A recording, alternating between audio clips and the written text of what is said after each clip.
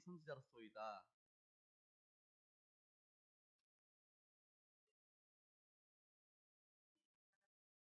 예수께서 이르시되 여자여 내 말을 믿으라. 이 산에서도 말고 예루살렘에서도 말고 너희가 아버지께 예배할 때가 이르리라.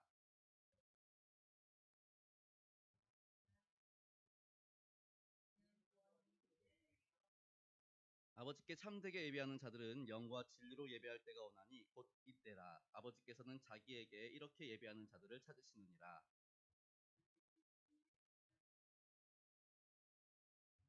여자가 이르되 메시아 곧 그리스도라 하는 이가 오실 줄을 내가 아노니 그가 오시면 모든 것을 우리에게 알려주시리이다. 예수께서 이르시되 내가 말하는 내가 그라 하시니라. 아멘. 할렐루야. 언제나 주님전에서 말씀 들으며 또 주의 은혜 가운데 가기를 힘쓰시는 우리 성도님들 삶 가운데 하나님께서 예비하신 은혜와 복으로 충만하시기를 주님의 이름으로 축복합니다. 우리 함께 인사 나누시겠습니다. 나는 하나님의 특별 관리 받는 사람입니다. 우리 옆에 분들 당신도 하나님의 특별 관리 받는 사람입니다. 당신도 하나님의 특별 관리 받는 사람입니다. 당신도 하나님의 특별 관리 받는 사람입니다. 당신도 하나님의 특별 관리 받는 사람입니다. 우리 한 번 더 인사하겠습니다. 내 삶에 더 좋은 날이 있음을 믿습니다. 우리 옆에 분들에게 당신의 삶에도 더 좋은 날이 있음을 믿습니다. 당신의 삶에도 더 좋은 날이 있음을 믿습니다. 당신의 삶에도 더 좋은 날이 있음을 믿습니다. 당신의 삶에도 더 좋은 날이 있음을 믿습니다. 아멘. 우리 계속해서 아는 것을 예배한다는 것에 대해서 말씀을 나누고 있습니다. 아는 것에 대해서 예배하는 것. 그렇단 얘기는 우리가 하나님을 아는 만큼 예배 드리게 되고 하나님을 아는 만큼 믿을 수 있다라는 얘기입니다. 그런데 우리가 하나님을 어떻게 알 수 있느냐? 사실 성경을 보면은 우리가 하나님을 알 수 있는 방법은 없습니다. 우리의 힘과 우리의 지식과 우리의 철학과 우리와 논리와 우리로서는 하나님을 알 수가 없습니다. 그럼 어떻게 알 수 있어요? 하나님이 우리에게 보여주신 겁니다. 하나님이 우리 가운데 나타내 주신 겁니다. 그래서 우리는 하나님을 알 수 있게 된 것이죠. 이것을 우리는 계시라고 합니다. 그리고 이 계시의 최종 완성된 것, 계시의 마지막 완성된 것을 우리는 성경이라고 말을 하지요. 그러니까 성경을 통해서 우리는 하나님에 대해서 알 수 있게 되는 겁니다. 그럼 반대로 성경에 기록된 하나님이 하나님의 전부입니까? 아니지요. 말씀드린 대로 하늘을 두루마리 삼고 바다를 먹물 삼아도 다 기록할 수 없는 게 하나님의 은혜요. 하나님의 그 무한하심인데 성경 66권에 어떻게 하나님 전부를 담을 수 있겠습니까? 그럼에도 불구하고 우리가 성경을 계시의 마지막이라고 이야기하는 것은 하나님께서 이만큼 보여주셨기 때문에 하나님이 보여주신 만큼만 우리는 알면 되기 때문입니다. 그래서 우리가 성경을 두루두루 읽으면서 뭘 알아야 됩니까? 아, 하나님이 이런 분이시구나. 예수님이 이런 분이시구나. 성령님이 이런 분이시구나. 이걸 계속 우리가 공부를 해야 한다라는 겁니다. 왜요? 아는 만큼 우리의 믿음은 확장될 수 있거든요. 그냥 아버지 같은 하나님, 우리에게 무한히 공급해 주시고 무한히 사랑해 주시고 이 하나님만 알면 또 우리에게 징계하시는 하나님에 대해서 모르면 어떻게 돼요? 하나님 왜 갑자기 저한테 이러세요? 이런 반응이 나올 수 있거든요. 근데 하나님 어떤 분이세요? 아버지와 같이 무한한 사랑을 베푸시는 분이시기도 하지만 또 아버지처럼 자녀의 올바른 길로 가기 위해서 징계를 내리시는 분이시기도 하신다라는 겁니다. 그런가 하면은 아버지는 명령하실 때도 있어요. 그치요? 이거 해라 저거 해라 명령하실 때도 있어요. 근데 왜 명령해요? 뭐 도둑질하라 그러겠어요 하나님이? 아니면 뭐 살인하라 그러겠어요? 거짓말하라 그러겠어요? 아니지요. 왜 그런 거예요? 우리로 바른 길로 가도록. 그래서 우리는 하나님의 그 마음을 헤아려서 순종할 수 있어야 한다라는 겁니다. 그러니까 순종을 통해서 하나님, 제가 하나님을 정말 잘 믿어요. 하나님을 신뢰해요. 이러한 우리의 신앙의 고백을 하게 되는 것이지요. 성경은 하나님을 아버지로서의 모습뿐만이 아니라 심판하신 하나님도 보여주시고 또 성경은 하나님에 대해서 우리의 피난처, 피할 바위, 뭐 요새, 산성 뭐 등등으로 말씀하고 있는 것을 볼 수 있습니다. 그래서 우리가 시편 말씀이라든가 아니면 뭐 창세기에 기록된 말씀들이라든가 말씀들을 통해서 계속해서 하나님은 이런 분이셔 알아가야 합니다. 오늘 새벽에도 잠깐 말씀드렸지만 야곱이 세겜성에서 10년을 살면서 디나가 강간을 당하고요. 디나가 강간당한 게 또 복수하겠다고 레위와 시므온은 거짓말을 해가지고 할례를 받게 한 다음에 세겜성 사람들을 막 몰살시키지요. 그리고 남은 형제들과 더불어서 세겜성을 약탈을 합니다. 10년 동안 세겜성에 있으면서 정말 세상의 악한 것들을 다 배웠죠. 자녀들이. 근데 이 모든 책임이 누구한테 있습니까? 야곱에게 있거든요. 야곱이 하나님과 약속한 베델로 가지 않았기 때문에 이런 일들이 벌어집니다. 그런데 그곳에서 거의 한 10년 가까이 10년 이상을 있다가 이제 베델로 돌아가게 됐죠. 그랬더니 하나님 뭐라 그래요? 하나님이 하시는 말씀이 베델에서 돌아왔다는 게 아니라 바단 아람에서 삼촌 라반의 집에서 돌아왔다. 10년 세월을 다 잊으십니다. 왜 잊으세요? 하나님은 그런 분이시거든요. 하나님께 돌아오기만 하면 우리의 죄와 허물을 용서하시는 분, 잊어주시는 분, 그분이 바로 우리의 하나님이라는 것이죠. 그래서 그런 하나님을 알면 어때요? 언제든지 그래 내가 실수했어. 내가 잘못했어. 하나님한테 회개해야지. 회개하러 나가는 순간 자유함을 얻을 수 있는 거예요. 왜요? 하나님은 다 우리의 죄를 잊어주시는 분이시거든요. 회개만 하면. 그러니까 우리가 죄를 지었을 때 하나님 앞에 나와서 철저히 회개하면 하나님은 우리의 죄를 도말하시고 다 잊어주시니 우리가 하나님 앞에서도 자녀로서의 삶을 당당하게 살아갈 수 있게 되는 것이지요. 근데 이걸 모르면 회개하고도 어때요? 나는 죄인으로서이다. 계속 이러는 거예요. 걔 주눅 들어가지고 하나님께 자녀로서 요구할 것도 요구하지 못하고 뭐라 그래야 되지? 마치 거지 왕자. 거지를 데려다가 왕자 삼아줬더니 좀만 실수하면은 거지처럼 죄송해요 이러고 있는 거예요. 그러면은 양자 삼은 그 왕이 그 거지를 보면서 뭐라 그러겠어요? 야 내가 너 왕자 삼았잖아. 그럼 왕자답게 정말 당당하게 떳떳하게 멋있게 그렇게 살아야지. 맨날 거지처럼 그렇게 빌빌거리면 어떡해. 이렇게 생각하지 않으시겠어요? 하나님도 똑같아요. 우리가 하나님의 자녀 되었으면 자녀됨의 복을 누리고 자녀로서 살아가야 되는데 하나님이 우리의 죄를 용서하시고 잊으시는 분이라는 사실을 알지 못하면은 맨날 그냥 주눅 들어가지고 하나님 저는 이래요 그러면서 맨날 하나님 앞에 징징거리는 거죠. 하나님 그럼 기뻐하시겠어요? 야, 너 내 새끼잖아. 내 새끼면 좀 당당하게 살아. 회개했으면 나 다 잊었어. 그러니까 미래를 향해 나가. 이렇게 말씀해 주시는 분이신데 모르면 안타까운 거지요. 그러니까 하나님을 아는 만큼 우리는 어떻게 돼요? 풍성한 복을, 풍성한 은혜를 누릴 수 있게 되는 겁니다. 동시에 하나님을 안다는 것은 뭐예요? 아는 만큼 행하는 겁니다. 그래서 하나님이 인내하시대요. 다함이 없는 사랑, 정말 끝이 없는 사랑, 무한한 사랑, 그 사랑을 주시는 분이시래요. 그럼 우리도 그런 사랑을 베풀 수 있는 그러한 자리로 나아가야 되겠고요. 또 하나님은 정의로우신 분이시래요. 약한 자들의 말을 듣고 똑같은 기준으로 대해주신대요. 그러니까 돈 많은 사람, 뭐 권력 있는 사람, 그들의 편을 들어주는 게 아니라 동등하게 대해주는 거지요. 하나님은 그런 정의로우신 분이에요. 그럼 우리도 그렇게 사람을 대해야죠. 좀 이쁘고 잘생기고 또는 돈 많고 권력 있고 그런 사람한테는 막 네네네 굽신굽신 거리다가 없는 사람 말 그대로 노숙자 그 사람들 앞에서는 막 내가 뭐라도 된 건 짓냐 그래서는 안 된다라는 것이죠. 그런 거 하면 하나님은 의로우신 분이시래요. 다시 말하면 하나님께서 원하시는 방법대로 행하신다라는 것이죠. 그러니까 하나님께서 원하시는 것이 무엇인지 우리는 늘 분별할 수 있어야 한다라는 것입니다. 이것이 우리가 지난주에 함께 나눴던 말씀들입니다. 그래서 우리가 하나님을 알아가는 것만큼 또 아는 만큼 행함의 자리로 나아갈 수 있을 때 우리는 하나님을 안다라고 말할 수 있고 세상 사람들이 그러한 우리를 볼 때 어때요? 저 사람은 진짜 하나님을 잘 아는 사람이구나.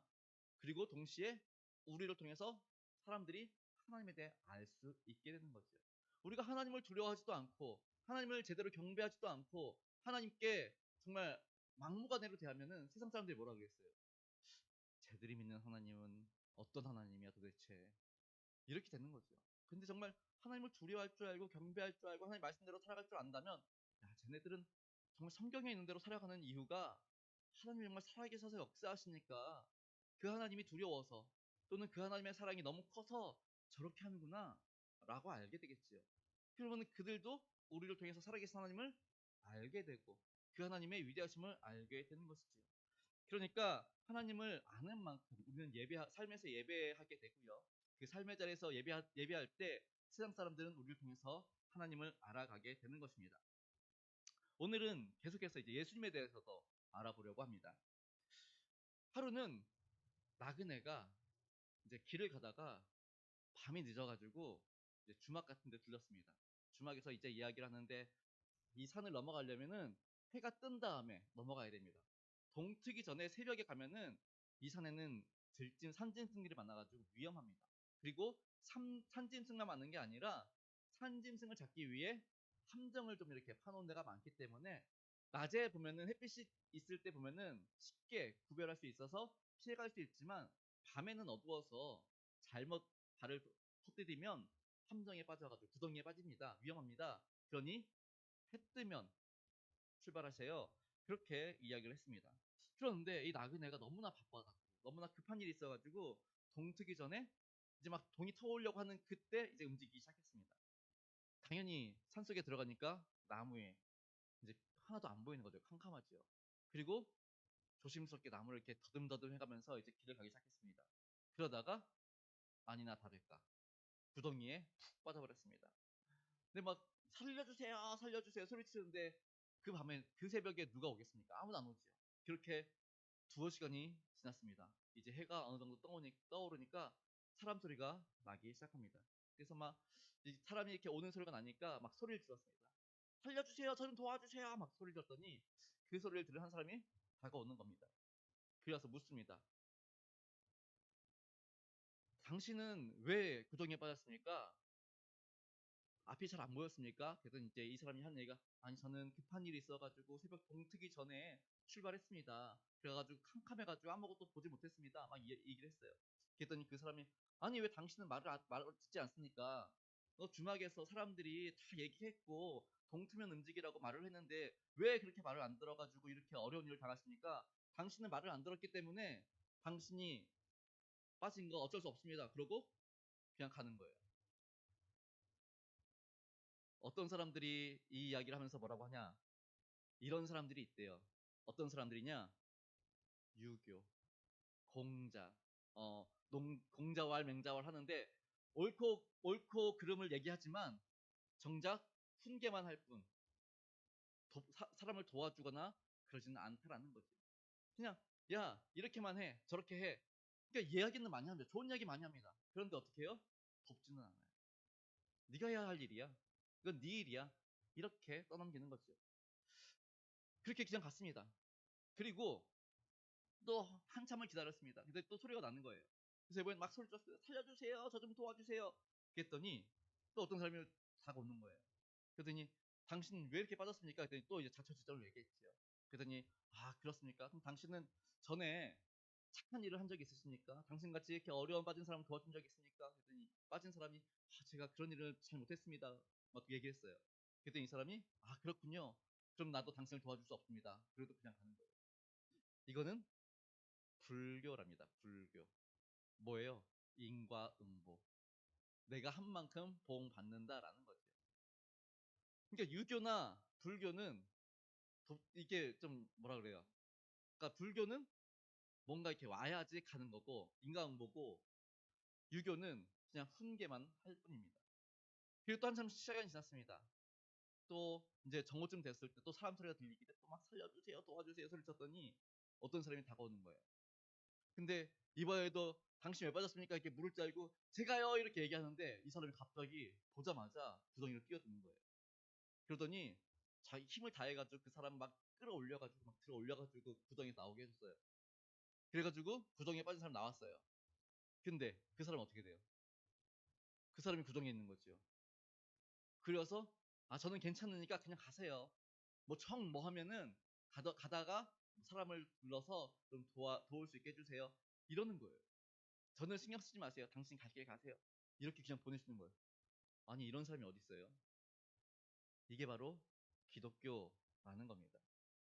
죄 가운데 빠져 있는 사람들 다 살리고 정작 당신은 죽는 그분이 바로 예수 그리스도 기독교라고 하는 것이지요. 예수님을 아는 지식 예수님 어떤 분이세요? 예수님에 대해서 우리가 얼마나 잘 알고 있을까요? 사실 우리가 예수님에 대해서 아는 거는 신약 성경에 등장하는 예수님. 그렇죠?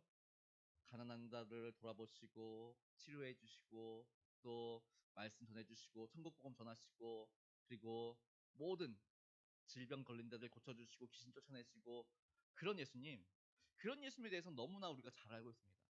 그런데 사실 예수님에 대해서 알려면은 신약 성경을 보면은 좀 부족해요. 왜 구약이 있다고 생각하십니까? 왜 구약이 있어요? 연결돼 있기 때문에 신약과 구약이 연결돼 있기 때문에 그렇습니다. 그래서 예수님을 아는 지식에 대해서 우리가 좀 더 예수님에 대해서 좀 더 잘 알려면은 과연 예수님은 어떤 분이신가라는 질문을 해야 되는데 예수님 어떤 분이세요? 바로 구약의 예언자들이 계속해서 예언하셨던 그분. 그렇죠? 그러니까 구약에서 계속해서 앞으로 오실 그분, 그분에 대해서 얘기하셨죠. 그분이 바로 예수님이라는 거예요. 그럼 구약에서는 그분을 어떻게 얘기를 했느냐? 이제 뭐 여러 군데에서 말하고 있지만 우리 특별히 이사야에서 많이 얘기하고 있거든요. 그래서 이사야 말씀을 중심으로 좀 살펴보려고 합니다. 먼저 이사야 9장 6절 말씀 함께 읽겠습니다. 시작. 이는 한 아기가 우리에게 낳고 한 아들을 우리에게 주신 바 되었는데 그의 어깨에는 정사를 메었고 그의 이름은 기묘자라 모사라 전능하신 하나님이라 영존하시는 아버지라 평강의 왕이라 할 것입니다. 아멘. 예, 잠깐만 말씀 그대로 좀 띄워주시고요. 예, 한 아기가 우리에게 낳대요. 그러니까 한 아기가 이제 앞으로 날 건데 그 하나들을 하나님께서 예비해 주셨는데 그분이 어떤 분이시래요? 그의 이름이 뭐래요? 기묘자래요. 기묘자. 예, 예수님이 아니라 기묘자래요. 이게 이제 영어로 보면 원더풀이라는 뜻이거든요. 그러니까 그분은 놀라우신 분이십니다. 그렇지, 예수님 놀라우신 분이시죠. 왜 놀라우세요? 예수님이 왜 놀라우신 분이세요? 기적을 행하니까 놀라우신 분이세요? 아니, 하나님이 그것도 못해요? 예수님이 왜 놀라우신 분이세요?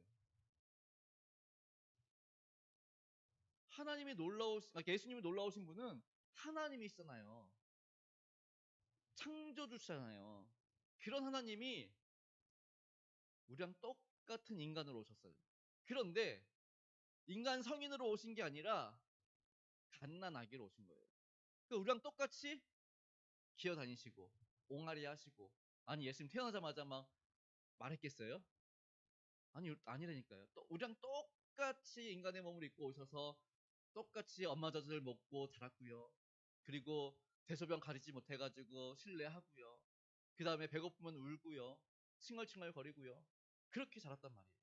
그리고 뒤집기 하고 기어다니고 그렇게 걷고 걷다가 넘어지고 다치고 그리고 친구들과 어울리면서 다투기도 하시고 또 삐지기도 하시고 화를 내기도 하시고 우리랑 똑같은 어린 시절을 보냈다는 겁니다.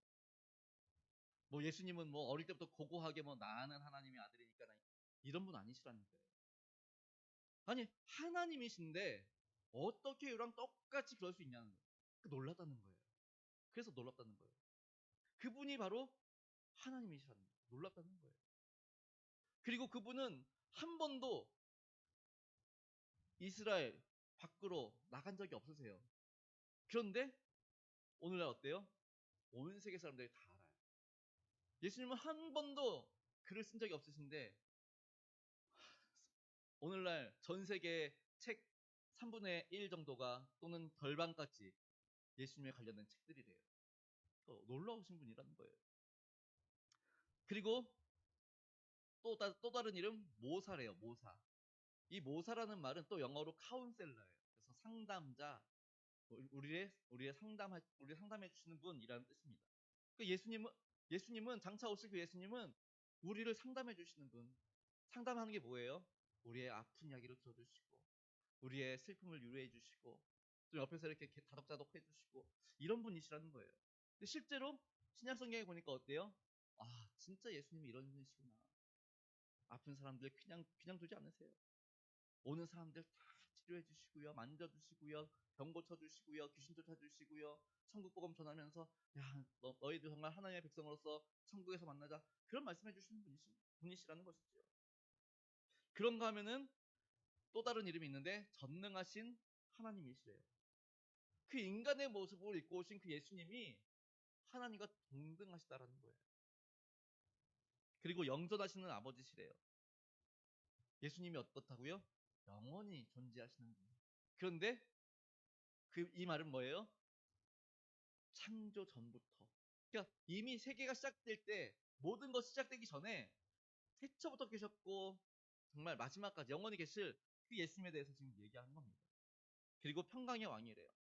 예수님이 평강의 왕으로 오셨대요. 이 땅에 오신 예수님의 이유가 뭐예요? 목적이 뭐예요? 우리를 구원하시려고. 근데 어떻게 구원해요? 우리를 구원하기 위해서는 어떤 일을 하셔야 돼요? 십자가에 달려 돌아가셔야만 했습니다. 근데 십자가에 달려가 돌아가신 이유는 또 뭐예요? 우리의 죄를 용서해 주시기 위해서. 우리의 죄가 우리의 죄가 없어지면 왜 우리가 구원을 받을 수 있어요? 우리의 죄가 없어지면 왜 우리가 구원을 받을 수 있어요?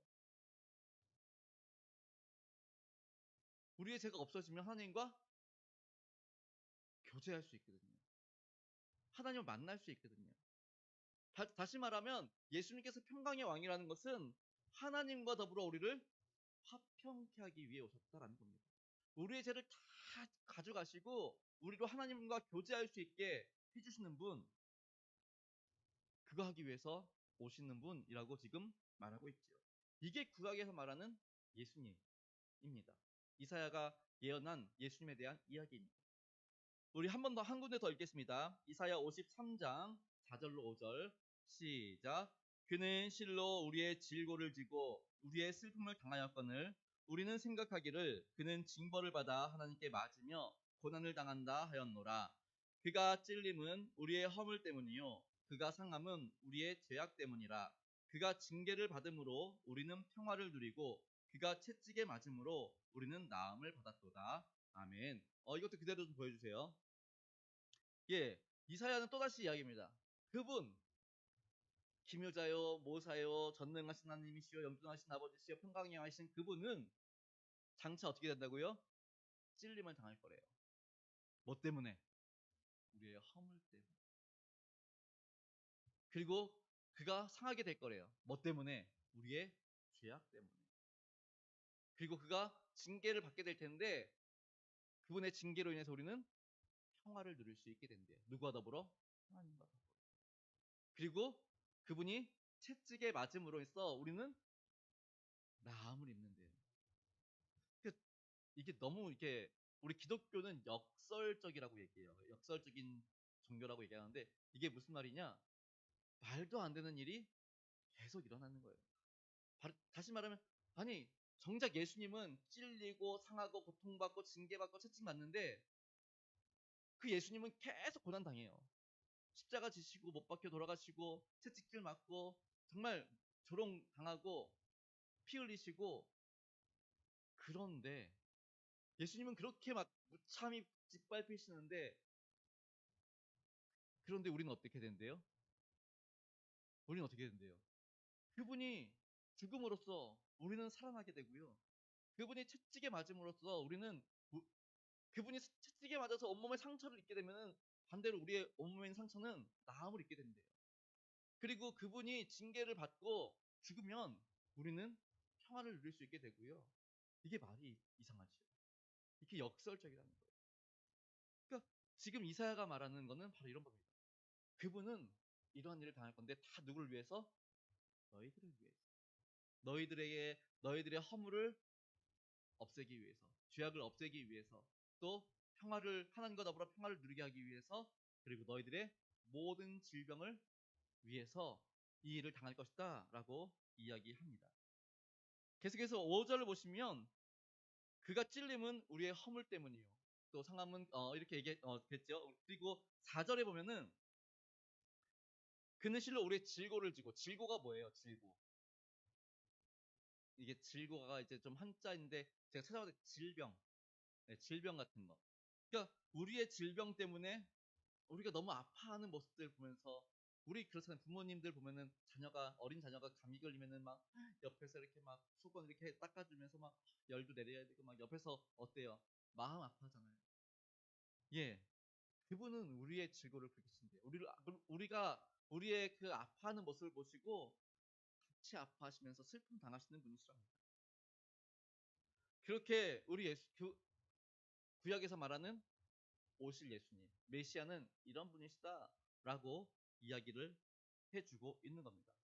기묘자요, 모사요, 전능하신 하나님이요, 영존하신 아버지시요, 평강의 왕이신 그분이 이제 우리를 위해서 이런 모든 어려운 일을 당하시고 그렇게 오실 거야.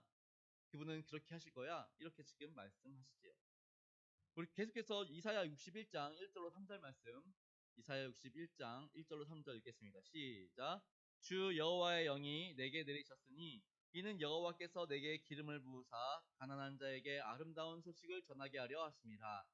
나를 보내사 마음이 상한 자를 고치며 포로된 자에게 자유를, 갇힌 자에게 노임을 선포하며 여호와의 은혜의 해와 우리 하나님의 보복의 날을 선포하여 모든 슬픈 자를 위로하되 무릇 시온에서 슬퍼하는 자에게 화관을 주어 그 죄를 대신하며 기쁨의 기름으로 그 슬픔을 대신하며 찬송의 옷으로 그 근심을 대신하시고 그들이 의의 나무 곧 여호와께서 심으신 그 영광을 나타낼 자라 일컬음을 받게 하려 하심이라. 아멘. 그러니까 이사야는 계속해서 말하기를 그거예요. 앞으로 오실 그 예수님은 이거 하러 오실 거야. 가난한 자에게 아름다운 소식을 전하시고 마음이 상한 자를 고치시고 포로된 자에게 자유를 주실 것이고 갇힌 자에게 노임을 선포해 줄 거야. 근데 이렇게 이사야가 예언했는데 우리 예수님 이 땅에 오셔가지고 이제 회막에 들어가서 두루마리 말씀을 딱 읽잖아요. 읽은 게 어디예요? 이 말씀 읽잖아요. 이 말씀을 쫙 읽으시면서 이 말씀이 오늘날 너에게 응했다라고 선포를 하시지요. 그러니까 예수님, 이사야가 분명히 예언하는 거예요. 우리가 알아야 할 예수님, 우리가 알아야 할 메시아, 그분은 이런 분이야. 이거 하러 오실 거야. 그 이야기를 하고 있는 겁니다. 자, 그분은 먼저 보니까 주 여호와의 영이 내게 내리셨으니 이는 여호와께서 내게 기름을 부으사라고 이야기를 하고 있어요. 1절에 보니까 다시 말하면 기름 부음 받으신 분이시라는 거예요. 당시 제사장, 왕, 그리고 선지자 이 세 부류가 기름 부음 받았지요. 그러니까 예수님은 이 땅에서 그 세 가지 역할을 하겠다는 거예요. 왕으로서 다스릴 것이고 제사장으로서 너의 죄를 위해서 하나님께 구할 것이고 그리고 중보자 되줄 것이고 선지자로서 하나님의 말씀을 선포하실 것이고 그 이야기 하는 겁니다. 그 다음에 아름다운 소식을 전해 주시고 마음이 상한 자를 고치시고 포로된 자를 자유케 하시고 갇힌 자를 놓아주시고 또 슬픈 자를 위로해 주시는 그분이시다라고 말씀을 하세요. 그리고 슬픔을 기쁨으로 바꾸시는 분이시고 근심을 찬송의 옷으로 대신하시는 분, 즉 반전시키는 우리의 상황을 반전시킬 수 있으신 분이시다라고 예언을 하는 겁니다. 그러면서 여호와께서 심으신 의의 나무, 하나님께서 직접 심은 의의 나무래요. 우리 그래가지고 우리 지금 매주 인사하는 게 뭐예요? 나는 하나님의 특별 발견한 사람이다. 이게 이 말씀이잖아요. 우리가 하나님께서 심으신 의의 나무니 하나님이 직접 물도 주시고 거름도 주시고 때 되면 가지치기도 해주시고 그래서 어떻게 해요? 그렇게 관리해 주셔서 잘 자라나게. 지금 우리 뒤에 보시면은 이제 그 꽃이 있는데 저게 우리 부활절 날 들어온 꽃이란 말이에요. 그렇죠? 부활절이면은 4월 셋째 주, 제가 기억하고는 셋째 주입니다. 근데 아직도 저렇게 아주 두 달 가까이 됐는데 지금 저러고 있습니다. 아직도 하얗게 그냥 이렇게 물론 조금씩 들었어요. 근데 왜 저렇게 돼요? 제가 때가 주말마다 토요일마다 이렇게 물도 주고 그리고 또 주중에는 제가 사무실에 있으면서 여기 뒤에는 이렇게 불을 켜놔요. 왜냐면 이제 햇빛을 쬐야 되는데 밖에 이렇게 내놓을 수는 없으니까 제가 작년엔 6층까지 올라갔다 왔는데 힘들어가지고 그냥 여기서 이제 등만 켜놓고 있는데 그리고 창문 열어놓고 바람 쐬주고 비춰주고 물 주고 그랬더니 어때요? 예, 금방 시들지 않고 계속해서 잘 살아나고 있죠. 뭐 나무들도 그렇고요. 다 그렇고 있잖아요. 그러니까 관리해주면 저렇게 잘 사는데 근데 제가 관리해도 저런데 하나님이 관리해주면 어떻겠어요? 그러니까 하나님이 심으신 의의 나무 하나님이 우리를 이렇게 특별 관리해 주신다라는 것이죠. 그 이야기해 주시는 거예요. 그러니까 예수님께서 우리를 그렇게 특별 관리해 주신다라고 말씀하시면서 하시는 말씀이 그 영광을 화내게 해주시는 분이라고 소개하고 있는 것을 볼 수 있습니다. 그러니까 우리가 알아야 할 예수님, 구약에서 어떻게 말하고 있느냐. 그러니까 왜냐하면 예수님이 갑자기 오신 게 아니거든요. 구약에서 계속해서 오실 메시아, 오실 예수님에 대해서 계속해서 예언을 해요. 그러면은 구약에서 말하는 예수님 도대체 어떤 분이시냐? 구약에서 말씀하시는 그 예수님은 어떻게 우리가 알고 있어야 하느냐라는 겁니다. 그리고 그 연결서상에서 이제 신약에 와서 그러면은 신약에서 만나는 예수님은 또 어떤 분이시냐라는 것을 알아야겠죠. 우리 누가복음 2장 32절 우리 함께 읽겠습니다. 시작. 이방을 비추는 빛이요 주의 백성 이스라엘의 영광이니이다라고. 예, 아멘. 누가는 얘기하고 있어요. 누가가 누구예요? 누가가 누구예요? 예. 누가는 원래 이름이 누가가 아니라 마가예요, 마가. 네. 마가인데 어디에 나오느냐? 사도행전에 나와요. 예. 바울과 신라가 이렇게 있는데 원래는 바울과 신라가 아니라 바울과 누구였죠? 바나바였죠. 바나바의 친척이 마가예요. 근데 이제 마가가 처음에 전도 여행을 같이 갔다가 바울과 바나바 그리고 마가가 셋이서 갔다가 마가가 중간에 힘들다고 돌아왔거든요. 그러니까 다음에 또 2차로 여행 갈 때, 2차로 선교 여행 갈 때 또 내려가자 바나바가 그랬더니 바울이 쟤 싫어요. 아, 조금 힘들다고 그냥 가는 쟤 못 믿어요. 쟤 안 데려갈 거예요. 그랬더니 아유 그래도 한번 믿어보자. 한번 더 가보자. 그러다가 결국엔 나눠져가지고 바울과 신라가 가고요. 바나바와 마가가 같이 이렇게 움직이게 되죠. 그런데 이제 정작 성경을 기록한 사람이 이제 누가복음의 누가가 이제 일로 그렇죠. 예, 그렇게 가는 거죠. 그래서 이제 우리가 좀 이렇게 좀 아는 것도 좀 중요한데, 예, 그러니까 아무튼 이제 누가복음 2장 35절에 보면 이방을 비추는 빛이요 주의 백성 이스라엘의 영광. 이방에 대해서 우리 어떻게 얘기해야 돼요? 이방. 우리 이방 민족이죠. 그러니까 지금 여기서 말하는 이방 민족은 어둠 속에 있는, 캄캄함 속에 있는, 가야 할 바를 알지 못하고 방향을 찾지 못하고 정말 그러니까 캄캄함 어때요? 헤매게 되잖아요.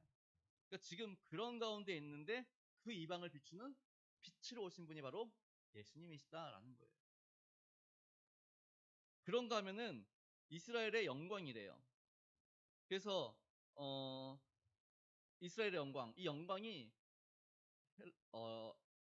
헬라어로 히브리어로 카도시라고 해요. 카도시.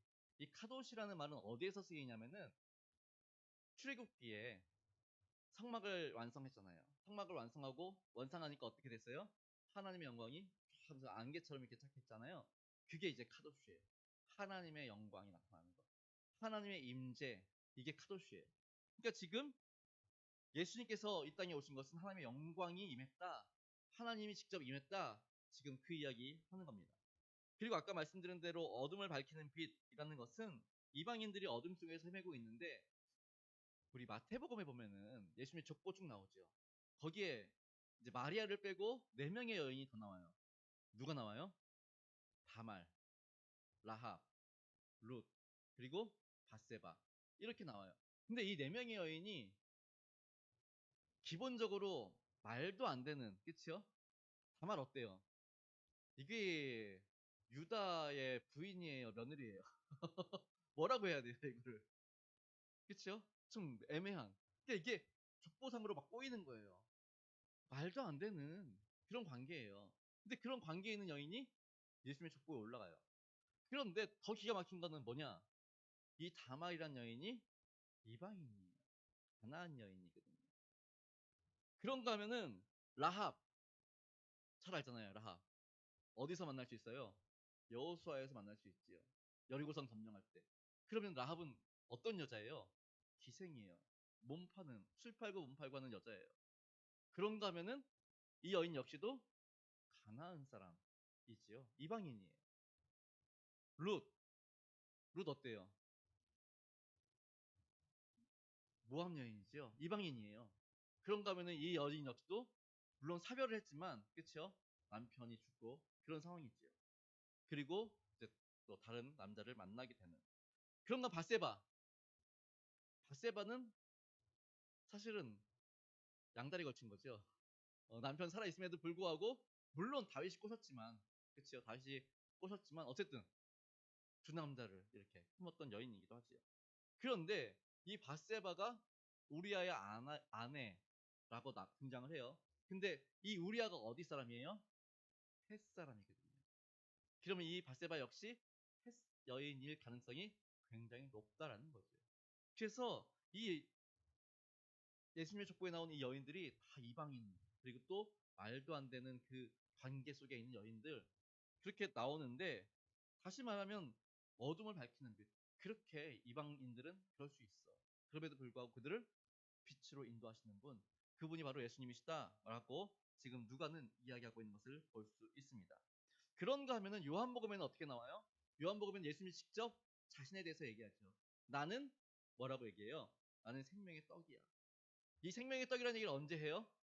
오병이어 사건이 끝나고 나서 자기를 찾아오는 사람들에게 이야기를 하는 거예요. 난 생명의 떡이야. 그랬더니 사람들이 뭐라 그래요? 우리 조상들은 이스라엘 광야에서 40년 동안 만나를 먹었습니다. 막 얘기를 해요. 예수님이 야 만나 그까짓 거 먹으면 뭐하냐? 그거 먹으면은 물론 그거 먹고 힘을 내긴 하겠지만 결국엔 그거 먹어도 죽는 건 매 마찬가지잖아. 근데 내가 주는 생명의 떡은 영생케 하는 거야. 그렇게 말씀을 하시죠. 그리고 또 예수님 뭐라 그래요? 나는 세상의 빛이야 라고 말씀을 하십니다. 예수님은 요한복음 시작도 빛으로 오신 예수님에 대해서 말씀하고 있지요. 근데 이 빛이 어떤 빛이에요? 생명의 빛이라는 거예요. 너희들에게 생명을 밝히는, 생명을 더 풍성하게 하는 그러한 빛이야. 그렇게 말씀을 하시죠. 그런가 하면 또 예수님은 나는 양의 문이라고 얘기합니다. 양의 문. 그 양들을 양 우리에 넣어놓고 이렇게 문을 이렇게 닫아요. 근데 제가 이것도 한번 말씀드린 적이 있지만 이스라엘은 석회질이 많아요, 땅이. 그러니까 비가 오면은 이제 땅에 물이 스며들어가지고 석회를 녹여가지고 동굴처럼 만들어버려요. 그러니까 그 동굴에다가 어떻게 해요? 양들을 넣어요. 그리고 앞에 입구만 이렇게 막아버려요. 그래서 그 양의 문을 지키는 사람들이 있어요. 그러니까 예수님이 그 양의 문이래요. 그러니까 거기 그 길이 아니고서는 양을 찾으러 갈 수도 없고 만나러 갈 수도 없어요. 그러니까 예수님 그런 분이세요. 내가 너희를 이렇게 지키고 그렇게 말씀해 주시는 거예요. 그런가 하면 예수님 또 나는 선한 목자래요. 선한 목자는 어떻게 한대요? 양들을 위해서 자신의 생명도 아끼지 않는 사람. 그렇게 이야기하시죠. 그러면서 또 나는 부활이요 생명이고 나는 길이요 진리요 생명이고 나는 참포도나무고요. 그렇게 예수님은 나는 이런 분이야, 이런 사람이야 라고 이야기를 하십니다. 그런가 하면은 요한복음 시작할 때는 뭐라고 얘기해요? 나는 로고스라는 말 하죠. 말씀. 그래서 말씀으로 오신 분. 예수님에 대해서 우리가 이런 것들을 좀 알아가야 한다는 겁니다. 그러니까 이런 것들을 알면 이제 우리가 예수님에 대해 나아갈 때 예수님은 이런 분이셔. 우리의 믿음이 확장되어지는 거죠. 우리의 이해가 더 커져가는 거죠. 그래서 아까도 말씀드린 것처럼 하나님에 대해서 아는 만큼 우리는 예배하게 되고요. 하나님에 대해서 아는 만큼 믿게 되고요. 예수님에 대해서도 마찬가지입니다. 아는 만큼 믿게 되고요. 아는 만큼 예배할 수밖에 없는 것입니다. 그래서 우리가 이런 것들을 좀 이렇게 알아갔으면 좋겠고요. 근데 우리는 정작 사실 제가 드린 말씀들 다 아시는 내용들이에요. 다 한 번씩 다 들어오셨어요. 문제는 뭡니까? 다 알지만 그럼에도 불구하고 우리가 삶 속에서 예수님을 생각하고 예수님을 찾을 때 우리 생각에 예수님 어떤 분이세요? 우리의 기도를 들어주시는 분, 우리의 아픔과 질병을 치료해 주시는 분, 이런 분 정도로만 이해를 하시는 거예요. 그게 아니라 우리 예수님은 우리에게 생명을 주시는 분, 우리에게 빛으로 오신 분, 우리가 갈 길을 몰라 헤맬 때 바른 길로 길이요 진리요 생명 되시는 분, 그리고 우리 구약에서 말씀하신 것처럼 우리를 위해서 고난당하시고 징계당하시고